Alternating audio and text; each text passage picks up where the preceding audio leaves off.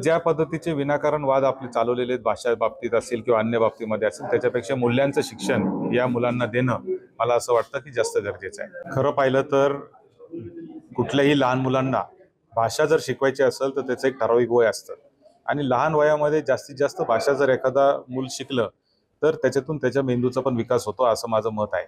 आणि त्यामुळे जास्तीत जास्त भाषा शिकवण्याला कुठल्या पद्धतीचा विरोध हा आमचा नाही, मात्र त्याच्यामध्ये अनिवार्यता आणणं की बाबा हीच भाषा शिकली पाहिजे, हिंदीच तिसरी भाषा असली पाहिजे किंवा अजूनही त्यांनी भाषा शिकवाव्या, फॉरेनच्या भाषा शिकवाव्या, अजून दक्षिण भारतातल्या भाषा शिकवाव्या, कोणत्या अजून भाषा शिकवायच्या असतील तर त्याचं आम्ही समर्थनच करू.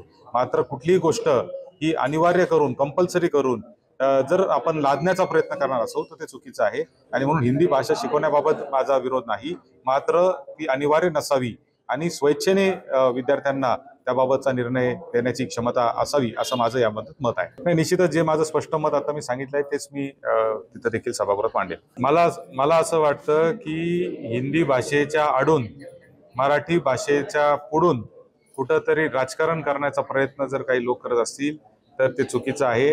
लहान मुलांच्या शालेय शिक्षण विभागाशी संबंधित हा प्रश्न आहे आणि जास्तीत जास्त भाषा शिकल्याने मुलांच्या मेंदूचा विकास होतो.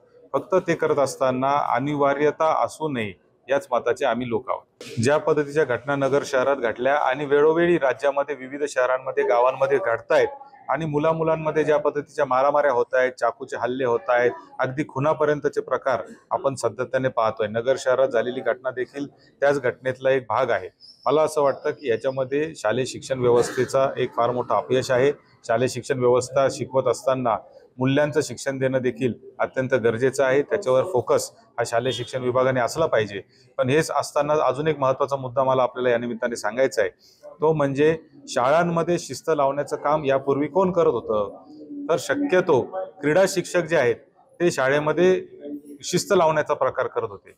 आमच्या लहानपणी शाळांमध्ये जे क्रीडा शिक्षक आमचे होते ते वर्गामध्ये आले किंवा शाळेच्या प्रांगणात जरी ते फिरत असतील तरी मुलांमध्ये एक दहशत असायची आणि एक शिस्तीचं वातावरण असायचं.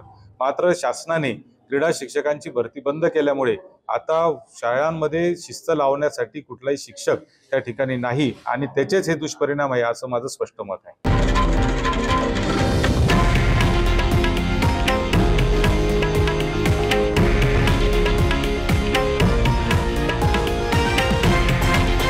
हे आहे देशातील नंबर 1 न्यूज नेटवर्क आणि आपण पाहत आहात TV9 मराठी, एकमेव.